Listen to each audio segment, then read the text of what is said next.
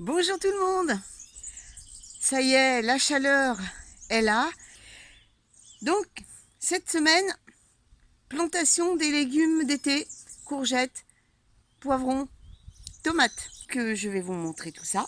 Et puis, en deuxième partie, on parlera de la gestion de l'eau. Comment je gère l'eau dans l'ensemble du potager. Alors, le potager, ça inclut également les poissons et les carnivores. Allez, c'est parti!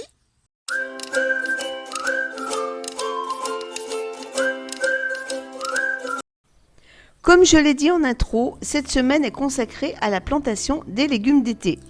Les courgettes sont déjà en place et c'est à présent au tour des poivrons et des tomates de prendre le large.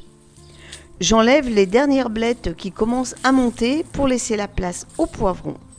J'ai également supprimé la bourrage qui se trouve à droite de l'écran car elle allait me gêner pour installer une quinzaine de plants.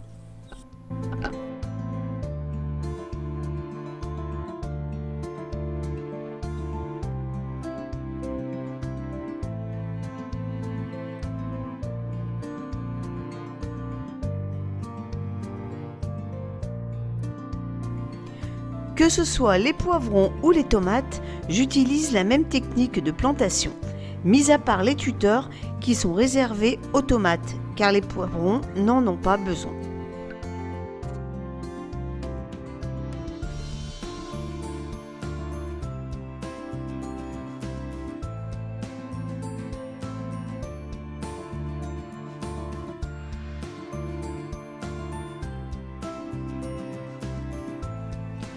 Le fait de planter en quinconce permet d'augmenter le nombre de plants sur la parcelle tout en respectant un espace suffisant pour la circulation de l'air.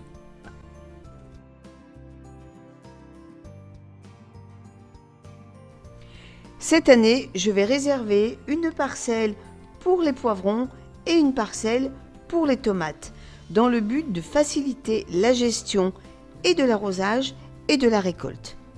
Une année, je crois que c'était en 2018, j'avais mis des tomates et des poivrons mélangés à d'autres cultures. Donc j'en avais mis un peu de partout dans le jardin.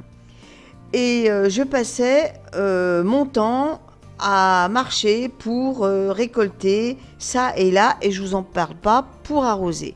Ça a été vraiment pas pratique du tout. De plus, c'était l'année où j'ai eu des attaques de punaises. Et je peux vous affirmer que cela a été vraiment la galère pour la gérer. Alors paraît-il que si l'on éparpille les cultures, les insectes ne trouvent pas le chemin vers la plante qu'ils convoitisent. Et bien alors chez moi, ça s'est vraiment pas passé comme ça parce que les punaises, elles ont bien trouvé les tomates pour les piquer et ça ne les a pas empêchées de saccager 50% des récoltes. Alors sur la vidéo, vous avez pu constater que j'ai mis des bouteilles et un paillage, mais là je vais en reparler dans la deuxième partie car ça concerne la gestion de l'eau.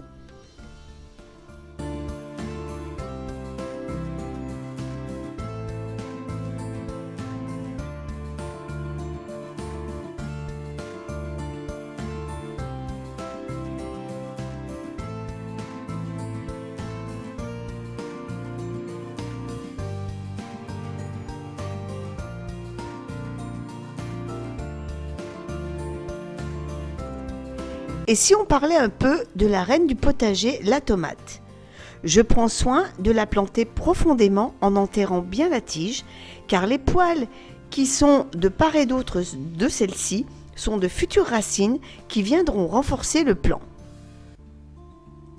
Les tuteurs que j'utilise à présent sont des tuteurs en acier galvanisé. Ils sont plus faciles à planter, pas besoin de maillet. Ils ne se détériorent pas comme les bambous ou les grosses branches de noisier. Et je ne vous parle pas des tuteurs en tortillon que je trouve instables au vent. Cette année également, je vais les conduire sur une seule tige. Avant, je les laissais buissonner, mais ça devient vite une forêt inextricable. Ça part dans tous les sens. Alors moi, à mon avis, cette technique convient mieux à de grands potagers. Alors cette année, je vais faire un essai j'ai planté 2 pieds de tomates cerises. Il y en a une ici et l'autre là où il y a mon doigt. Et dans le but d'offrir aux poules une source de nourriture supplémentaire rafraîchissante pour l'été, puisque les tomates c'est quand même plein de jus. Et je pense qu'elles vont bien apprécier d'avoir des petites tomates cerises à becqueter durant les chaudes journées d'été. Et en même temps, donc du côté des poules, quand ça va déborder, elles vont avoir des tomates. Et nous, de notre côté, eh bien, on pourra également en récolter. Donc je viens juste de les planter. Il me reste plus qu'à les arroser et ensuite à pailler pour 2 raisons. D'abord pour maintenir le sol frais, pour empêcher les mauvaises herbes de revenir, mais également pour prévenir Domi, mon mari, attention, tomates, ne pas tondre. Alors j'ai mis des planches devant chaque pied de tomate, vous devinez pourquoi. C'est pour éviter que les poules viennent becqueter et avant que les plants de tomates soient plus vigoureux. Donc voilà, vous pouvez mieux localiser maintenant les pieds de tomates. J'ai mis la paille et bien sûr des bouteilles pour l'arrosage en cours d'été. Il me restait encore pas mal de salades à planter et 2 mains supplémentaires ont été les bienvenues.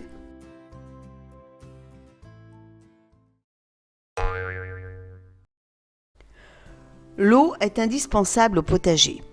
Mais lorsqu'on a des systèmes qui sont dépendants de cette ressource, eh bien, cela devient une préoccupation de tous les instants. En effet, la plupart des plantes peuvent se passer pendant une période d'une baisse hydrique, avec toutefois quelques signes de faiblesse. Mais lorsque l'eau réapparaît, ça repart. Mais pour les carnivores et les poissons, plus d'eau et c'est la mort assurée. Il n'y a pas de saison de rattrapage. Comme j'ai les 3, il faut que j'ai une réserve suffisante pour satisfaire tout ce petit monde. Mais si l'eau vient à manquer, les prioritaires sont bien sûr les poissons. Je dispose d'une réserve de 2600 litres répartis autour de la maison, à savoir 6 bidons de 200 litres, un récupérateur d'eau de 400 litres et d'une cuve de 1000 litres. Les bidons sont reliés par des tuyaux. Lorsque le premier est plein, il alimente le second et ainsi de suite. La cuve est habillée de canis qui la protège de la lumière et évite à l'eau de tourner. On a également recouvert le dessus.